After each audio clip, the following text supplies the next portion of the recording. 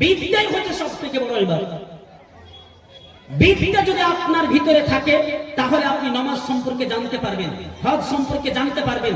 বিদ্যা যদি আপনার ভিতরে না থাকে তাওহীদ পার্থক্য করতে পারা যাবে না, শিরক পার্থক্য করতে পারা যাবে না, বেদাত পার্থক্য করতে পারা যাবে না।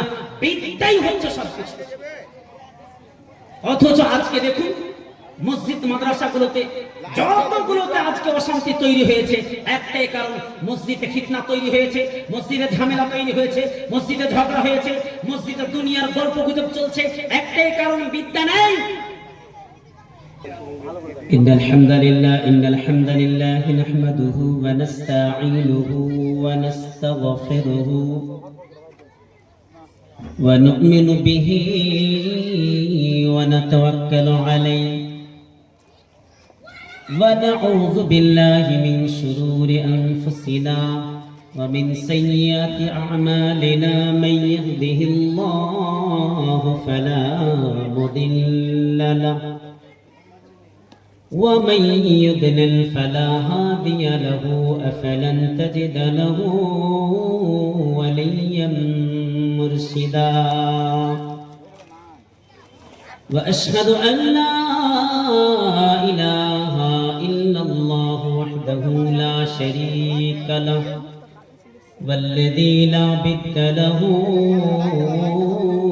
ولا ند له لا مثل له ولا مثيل له لا غزير له ولا كفيل له لا شبه له ولا شبيه له لا ولد له ولا والد له وهو الواحد الفرد الصمد لم يلد ولم يولد ولم يكن له كفوا أحد ونشهد أن سيدنا ونبينا وبشيرنا ونذيرنا وطبيبنا وطبيب أرواحنا وحبيبنا وحبيب ربنا محمدا عبد الله ورسوله أرسله بالحق بشيرا ونذيرا وداعيا إلى الله بإذنه والسراجا منيرا أما بعد فأعوذ بالله من الشيطان الرجيم بسم الله الرحمن الرحيم وكان حقا علينا نصر المؤمنين إن الله وملائكته يصلون على النبي يا أيها الذين آمنوا صلوا عليه وسلموا تسليما اللهم صل وسلم على نبينا محمد শিশু নবীকে দাও না আমায় নিয়ে যাবে হালিমা তোমায় নিয়ে যাবে হালিমা তোমায়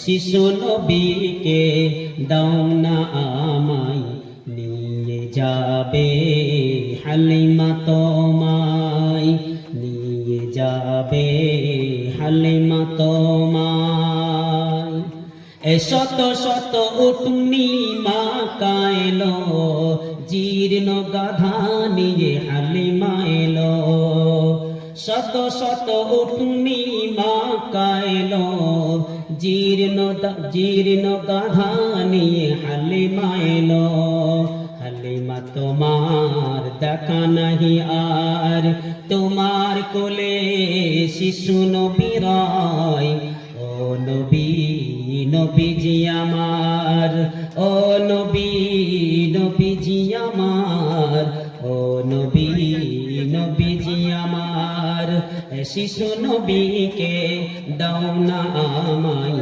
নিয়ে যাবে হালিমা তোমায়। সত্যের আলো নিয়ে এলো মাকাই, বাতিল বিদায় হলো তানার ছোঁয়ায়। সত্যের আলো নিয়ে এলো মাকাই, বাতিল বিদায় হলো তানার ছোঁয়ায়। বেদিনেরা কয় পূজা নাহি হয়, বেদিনেরা কয় পূজা নাহি হয়, মাকাতে আলামিনী রায়। ও নবী নবীজি আমার, ও নবী নবীজি আমার, ও নবী নবীজি আমার, শিশু নবীকে, শিশু নবীকে দাও না আমায় নিয়ে যাবে হালিমা তোমায়।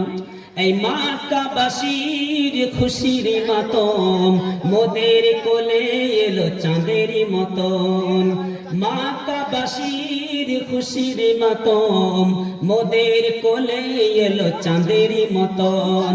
পাবো কি এমন তোমায় করিব যতন, পাবো কি এমন করিব যতন। ও প্রিয় নবীজি আমার, ও নবী নবীজি আমার, শিশু নবীকে, শিশু নবীকে দাও না আমায় নিয়ে যাবে হালিমা তোমায়, নিয়ে যাবে হালিমা তোমায়। সব থেকে বড় ইবাদত কি? মানে ইবাদতের মধ্যে ভাগ তো আছে, কিন্তু সব থেকে বড় ইবাদত কি? এখন আমাদের মধ্যে অনেকে বলবেন তাওহীদ, কেউ বলবেন নামাজ, কেউ বলবেন দান খায়রাত, কেউ বলবেন হজ রোজা, বিভিন্ন রকম যার যেরকম ভাবে আল্লাহ জ্ঞান দিয়েছেন সেই অনুপাতে সে উত্তর দিবে। কিন্তু আমি মনে করি সব থেকে বড় ইবাদত যদি হয় সেটা হচ্ছে বিদ্যা অর্জন করা, জ্ঞান অর্জন করা। কেন এই কথা বললাম? আজকে দেখুন সারা পৃথিবীতে দাঙ্গা চলছে, যাদের মধ্যে বিদ্যা নেই, কোরআন হাদিসের জ্ঞান নেই, আল্লাহ আল্লাহ রসুল সম্পর্কে তেমন জ্ঞান অর্জন করেনি, ইসলাম সম্পর্কে, কোরআন সম্পর্কে, হাদিস সম্পর্কে যাদের জ্ঞান নেই, তারাই কিন্তু রাস্তা ঘাটে বিভিন্ন জায়গাতে ফিতনা তৈরি করে। আমাদের মুসলমানের মধ্যে সামান্য সামান্য জিনিস নিয়ে এমন বিশৃঙ্খলা আর এত বড় বড় ফিতনা, অশান্তি, দাঙ্গা ফাসাদ তৈরি করে, যেই কাজটার মাধ্যমে পুরো ইসলাম তার বদনাম হচ্ছে। এটা কিসের কারণে হলো? একমাত্র বিদ্যা না থাকার কারণে। এই যে কয়েকদিন আগে ফুলতলাতে যে কাণ্ডটা হয়েছে, সামান্য একটা পতাকাকে কেন্দ্র করে, পতাকাটাকে কেন্দ্র করে দাঙ্গা ফাসাদ, দোকান ভাঙচুর, আগুন লাগা, কত কি দেখলাম। এটা কিসের কারণে হলো? আচ্ছা, আই লাভ মোহাম্মদ যেটা লেখা আছে, এটা যদি কেউ নিচে ফেলে দেয়, তো এটা ফেললে কি পুরো ইসলামের ক্ষতি হবে? যে সমস্ত ছেলেগুলো সামান্য আই লাভ মোহাম্মদ লেখার কারণে দাঙ্গা ফাসাদ তৈরি করছেন, এরা আদৌ কোনদিন মুসলমান নয়। যেই মোহাম্মদ আই লাভ মোহাম্মদ লিখে নিজেকে মুমিন পরিচয় দিতে চায়, উম্মতে মুহাম্মাদি বা মুহাম্মদ সাল্লাল্লাহু আলাইহি ওয়াসাল্লামকে ভালোবাসি, শুধু আই লাভ মোহাম্মদ বললে হবে না। মুহাম্মদ সাল্লাল্লাহু আলাইহি ওয়াসাল্লামকে প্রকৃতভাবে যদি ভালোবাসা যায়, তাহলে আল্লাহ রাসূল সাল্লাল্লাহু আলাইহি ওয়াসাল্লামকে ভালোবাসা হবে। মুখে দাড়ি নেই, 5 ওয়াক্ত নামাজ পড়ে না, কালেমা জানে না, ইসলামের কোনো হুকুম আহকাম নিয়ম কানুন কিছু জানে না, আর নিজেকে শুধু আই লাভ মোহাম্মদ লিখে দিলাম, অমুক দেওয়ালে লিখে দিলাম, অমুক দেওয়ালে টাঙিয়ে দিলাম, এই আই লাভ মোহাম্মদ কি তোমাকে জান্নাতে নিয়ে যাবে? কখনোই না। তাহলে এটা হলো কেন? বিদ্যা না থাকার কারণে, জ্ঞান না থাকার কারণে। সত্যি যদি মুহাম্মদ সাল্লাল্লাহু আলাইহি ওয়াসাল্লামকে যদি আমরা ভালোবাসতাম, তাহলে পরে আল্লাহ রসুল যেই জিনিসগুলোকে তিনি ত্যাগ করেছেন সেই জিনিসগুলো আমরা ত্যাগ করতাম। যেই জিনিসগুলোকে আল্লাহ রসুল করতে বলেছেন সেই জিনিসগুলোকে যদি আমরা করতাম, তাহলে মুহাম্মদ সাল্লাল্লাহু আলাইহি ওয়াসাল্লামকে ভালোবাসা হতো। তারপর আল্লাহ তাআলা তিনি নিজেই বলছেন, মা আতাকুমুর রাসূলু ফাখুযুহু ওয়া মা নাহাকুম আনহু ফান্তাহু। আল্লাহর নবী জনাবি মুহাম্মদ রাসূলুল্লাহ সাল্লাল্লাহু আলাইহি ওয়াসাল্লাম যে জিনিসটা তোমাদেরকে দিয়ে দেয় সেটা তোমরা অ্যাকসেপ্ট করো, গ্রহণ করো। যেটা থেকে তোমাদেরকে বর্জন করতে বলে, যেটা তোমাদেরকে ছেড়ে দিতে বলে, তার ধারে কাছে পর্যন্ত তোমরা যেও না। তার মানে অশান্তি ফিতনা তৈরি করা, এটা হত্যা করা থেকে ভয়াবহ। আল্লাহ তাআলা তিনি বলে দিয়েছেন, আল ফিতনাতু আশাদ্দু মিনাল কতল। ফিতনা অশান্তি তৈরি করা, ফাসাদ তৈরি করা হচ্ছে হত্যা করা থেকে ভয়াবহ। একটা মানুষকে হত্যা করে যতটা পাপ হয়, তার থেকে ভয়ঙ্কর পাপ হচ্ছে ফিতনা তৈরি করা, অশান্তি তৈরি করা, দাঙ্গা ফাসাদ তৈরি করা। এইগুলো দেখেছেন একটাও শিক্ষিত মানুষকে, কোন আলেমকে দেখেছেন? আলেমরা তো বেশি নবীকে ভালোবাসে। আল্লাহ রাসূলকে কিভাবে ভালোবাসতে হয়, আল্লাহ রাসূলের কথা অনুযায়ী বেশি কারা চলে? আলেম সম্প্রদায়। আলেম সম্প্রদায় নবী সাল্লাল্লাহু আলাইহি ওয়াসাল্লামের পুরো জীবনী সম্পর্কে জানে। আলেম সম্প্রদায় একমাত্র ইসলাম সম্পর্কে জানে। আলেম সম্প্রদায় জানে কোনটা সুন্নাত, কোনটা বেদাত, কোনটা শিরক, কোনটা তাওহীদ। আলেম সম্প্রদায় একমাত্র জানে কোনটা কাবিরা গুনাহ, কোনটা সাগিরা গুনাহ, কোনটা ছোট গুনাহ, কোনটা বড় গুনাহ, কোনটা করলে পাপ হবে, কোনটা করলে নেকি হবে। এটা সাধারণ মানুষ নয়, এটা আলেম সম্প্রদায় জানে। আলেম সম্প্রদায় দাঙ্গা ফাসাদ করলো না এই আইলা মুহাম্মদকে কেন্দ্র করে। আর আপনারা সাধারণ মানুষ, জ্ঞান শূন্য মানুষ, ইসলাম সম্পর্কে কোনো জ্ঞান নাই, শুধু দাঙ্গা ফাসাদ রক্তকে গরম করলে হবে না, এটা আল্লাহ রাসূলকে আরো অপমান করা হবে।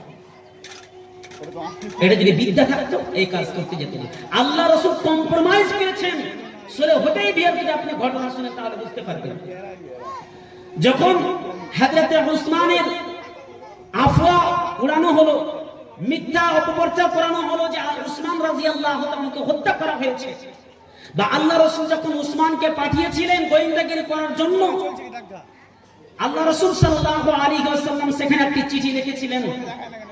বিসমিল্লাহ বলে শুরু করে, এটা মুহাম্মদুর রাসূলুল্লাহর তরফ থেকে চিঠি যাচ্ছে। কুরাইশরা সেটাকে অ্যাকসেপ্ট করলো না, গ্রহণ করলো না। বলছে যদি আমরা মুহাম্মদুর রাসূলুল্লাহটা যদি মেনে নিই তাহলে পরে চুক্তি করার তখন প্রশ্ন আসে না। তখন রাসূলুল্লাহ সাল্লাল্লাহু আলাইহি ওয়াসাল্লামের কাছে আবার দ্বিতীয়বার ওই চিঠি ফেরত আসলো। ব্যাপার কি না, তো মুহাম্মদুর রাসূলুল্লাহ শব্দটা এরাম গ্রহণ করতে চাইছে না। ওখানে লিখতে হবে মুহাম্মদ বিন আব্দুল্লাহ, আব্দুল্লাহ ছেলে মুহাম্মদের তরফ থেকে চিঠি। আমরা যদি মেনেই নিই যে আপনি হচ্ছেন আল্লাহ রাসূল বা আপনি হচ্ছেন মুহাম্মদুর রাসূলুল্লাহ, তাহলে তো চুক্তি করার কোনো প্রয়োজন নাই। হযরত উসমান, হযরত মুহাম্মদ সাল্লাল্লাহু আলাইহি ওয়াসাল্লাম তিনি বলেন, এত বড় যদি সমস্যা দাঁড়াতে পারে তাহলে পারে শুনো, রাসূলুল্লাহকে কেটে দাও। আল্লাহ রাসূল নিজে হুকুম দিচ্ছেন রাসূলুল্লাহকে কেটে দাও। হযরত আলী রাদিয়াল্লাহু তাআলা বলছেন, না আমি এই কাজ করতে পারবো না, আমি আপনার গলাতে আমি ছুরি চালাতে পারবো না। রাসূলুল্লাহ সাল্লাল্লাহু আলাইহি ওয়াসাল্লাম তিনি আদেশ করলেন, আলী তুমি যদি এই কাজ না করো তাহলে পরে আমাকে দেখিয়ে দাও কোথায় লেখা আছে, আমি নিজে হাতে সেটাকে কেটে দেব। আল্লাহ রাসূল সাল্লাল্লাহু আলাইহি ওয়াসাল্লাম দাঙ্গা ফাসাদ করতে চান না, তিনি কম্প্রোমাইজ করতে চান। ওই জন্য তিনি নামটাকে কেটে দিলেন, যাতে করে শান্তি শৃঙ্খলা বজায় রেখে আমরা কাজটা করতে পারি। আর আপনি শুধু রক্ত গরম করে মুসলমান এবং হিন্দুর মধ্যে শুধু দাঙ্গা ফাসাদ তৈরি করতে চাইছেন। বিদ্যা অর্জন করেন, যেই কোনো কাজ করবেন, মসজিদের ইমাম সাহেব আছে, আলেম উলামা আছে, বিভিন্ন রকম বড় বড় স্কলারশিপ আছে, তাদের কাছ থেকে আপনারা জানার চেষ্টা করুন কিভাবে কাজ করলে এগোনো যায়। তো এক নম্বর যদি দেখা যায়, বিদ্যাই হচ্ছে সবথেকে বড় ইবাদত। আর কোরআনের যে প্রথম আয়াত অবতীর্ণ হয়েছিল আমরা সকলেই জানি, ইকরা বিসমি রাব্বিকাল্লাযী খালাক খালাকাল ইনসানা মিন আলাক। এই 5টি আয়াত অবতীর্ণ হয়েছিল। শুধু তাই নয়, একজন আবেদ ইবাদত গুজার ব্যক্তি ইবাদত করতেছিল। এক বেশ্যা মহিলা দাওয়াত দিল তার দাসীকে পাঠিয়ে, ওই আবেদকে ডেকে নিয়ে এসো। তাকে কিছু পরীক্ষা করার জন্য ডাকা হলো। আবেদ যখন ঘরের ভিতরে প্রবেশ করলেন, ওই মহিলা দরজা বন্ধ করে দিল আর বলছে, তুমি আমার সাথে জঘন্য কাজ করো, অর্থাৎ আমার সাথে ব্যভিচার করো, না হলে একটা সন্তান আছে সন্তানকে হত্যা করো, আর না হলে পরে মদ পান করো। তখন সেই আবেদ ইবাদত গুজার ব্যক্তি দিচ্ছে, আরে হত্যা করা তো মহাপাপ। আল্লাহ তাআলা কোরআনে তিনি বলে দিয়েছেন, মান কাতালা নাফসান বিগাইরি নাফসিন আও ফাসাদিন ফিল আরদ ফাকান্নামা কাতালান নাস জামিআ। যেই ব্যক্তি বিনা কারণে কোনো মানুষকে হত্যা করলো, সেই যেন সমস্ত মানুষকে হত্যা করলো। হত্যা আমি করতে পারবো না, খুবই বড় গুনাহ। জিনা করতে পারবো না, খুবই বড় গুনাহ। তারপরে ওই আবেদ ইবাদত গুজার ব্যক্তি, যিনি সর্বসময় ইবাদতে লগ্ন থাকে, সেই ব্যক্তি কি করলো? লাস্টে মদ পান করলো। মদ পান করে পরস্পর 3টি পাপ করে ফেললো। তার মানে ওর ভিতরে বিদ্যা থাকলে এই কাজটা করতো। আরো আপনারা শুনেন একটা হাদিস, প্রসিদ্ধ হাদিস, তাহলে বুঝতে পারবেন। এক ব্যক্তি 99টি মানুষকে হত্যা করেছিল।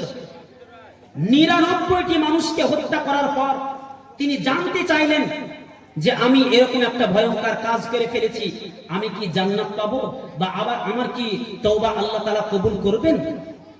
তিনি ফিরে আসতে চাইছেন। একজন ব্যক্তির সাথে দেখা হলো, ইবাদত গুজার ব্যক্তি আবেদ ব্যক্তির সাথে দেখা হলো। সে বলল যে না, তোমার কোনো ক্ষমা নেই, তুমি 99টি মানুষকে হত্যা করেছো, তোমার কোনো ক্ষমা নেই। তখন সেই ব্যক্তিকে হত্যা করে ফেললো, 100টা পূরণ করে দিল। আবার কিছুক্ষণ যাওয়ার পর একটা মানুষের সাথে সাক্ষাৎ হয়, তিনি একই কথা বললেন, বলছে তোমার মাঝে এবং আল্লাহর মাঝে কে দাঁড়াবে? তার মানে আল্লাহ তাআলা তোমার গুনাহকে, তোমার তওবাকে কবুল করবেন, কেউ নাই এর মাঝে। তবে এখান থেকে তোমাকে অন্য জায়গায় যেতে হবে। সে ছিল একজন আলেম। বুঝা গেল কি? সম্মানিত দিনী ভাই, তাহলে আমরা বুঝতে পারলাম প্রত্যেক মানুষকে বিদ্যা অর্জন করতে হবে, জ্ঞান অর্জন করতে হবে। সাধারণ মানুষ আপনারা যারা আছেন ইবাদত করছেন, আপনাদেরকে বেসিক যেগুলো দোয়া দরুদ আছে, যেগুলো সূরা আছে, সেগুলো কমসে কম জানার চেষ্টা করবেন।